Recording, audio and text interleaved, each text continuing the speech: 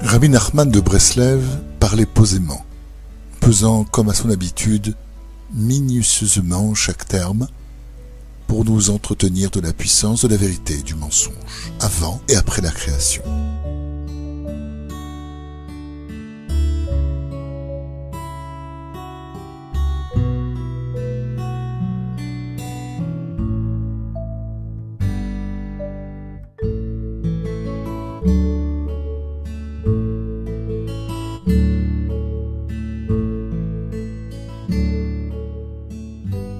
Un enseignement parle de 4 tzadikim qui sont montés dans le Pardès, le verger mystique.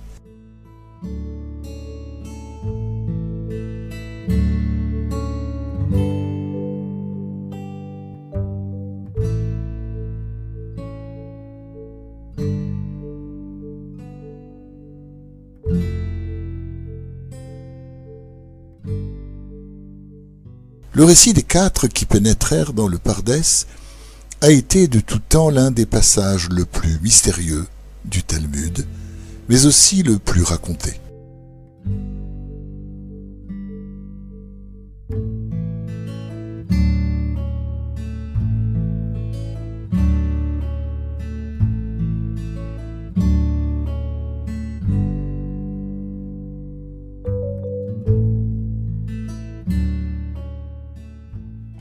Rabbi Akiba en sortit idem. Rabbi Ben Azaï mourut. Rabbi Ben Zoma perdit la raison. Et Elisha Ben Abouya abjura sa foi. Pourtant, au départ, Rabbi Akiba avait recommandé à ses amis de se méfier de l'illusion.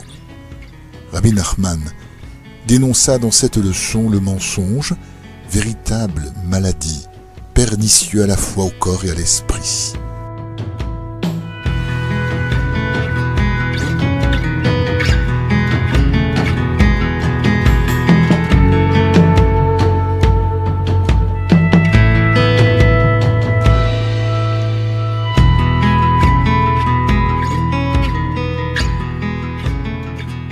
Dans ce monde-ci, il faut se parfaire jusqu'à l'unité et être totalement un, totalement bon, au point d'être parfait après la création, comme on l'a été avant la création.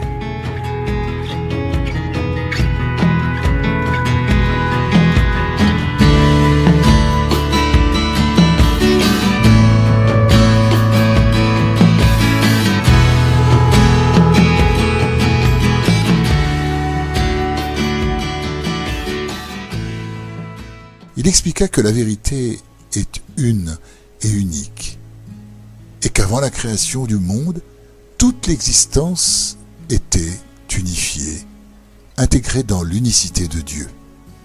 Après la création et l'existence de l'univers tel qu'il nous apparaît actuellement, la dualité et donc le mensonge s'installèrent. Il nous semble en conséquence que 2 entités séparées existent, Dieu et la création.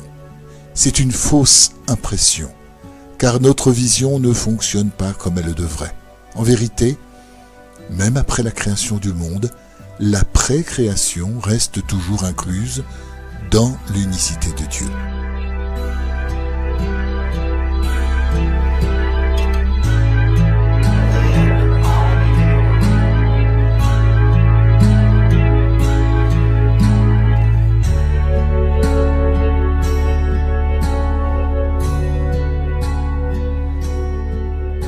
Ce n'est que parce que nous sommes affligés de cette vision double que 1 nous paraît 2.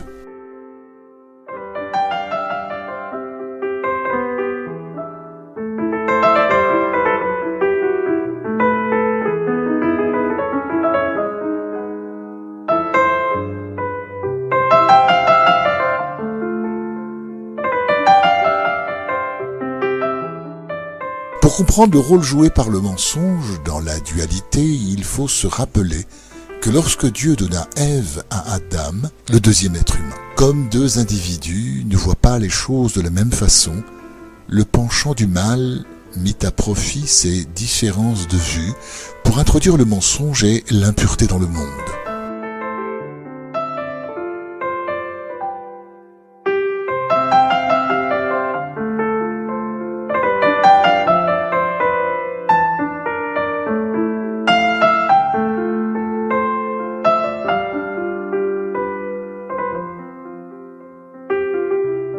Les gens possèdent leurs propres idées et théories, mais la sagesse authentique commence par la reconnaissance du fait qu'en fin de compte, nous ne savons rien.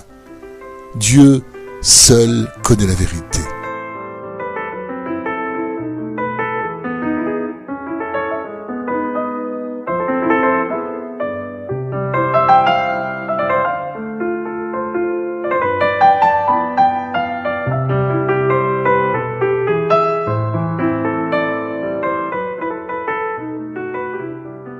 Nos sages nous enseignent. En ce jour-là, l'Éternel se retint. En ce jour où le monde atteindra la perfection et où nous percevrons sa vraie lumière. Toute la création reviendra à un état d'unicité parfaite avec Dieu.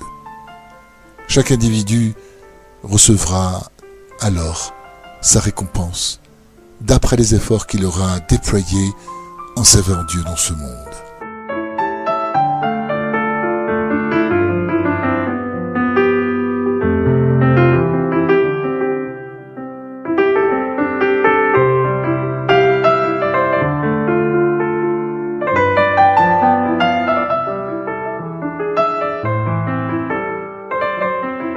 Il n'existera pas deux hommes sur terre qui obtiendront la même récompense. Mais si dans le monde futur tout est intégré à Dieu, comment peut-on entrevoir quelques différences ?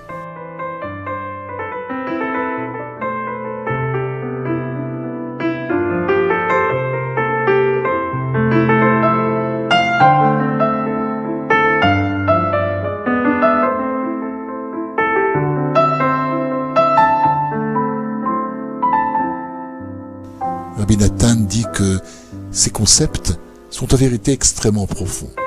Les secrets qui s'y cachent restent en deçà de la compréhension humaine. Ce paradoxe est dû au fait qu'il nous paraît exister deux entités séparées, celle d'avant la création et celle d'après la création, alors que tout est dans une unité parfaite.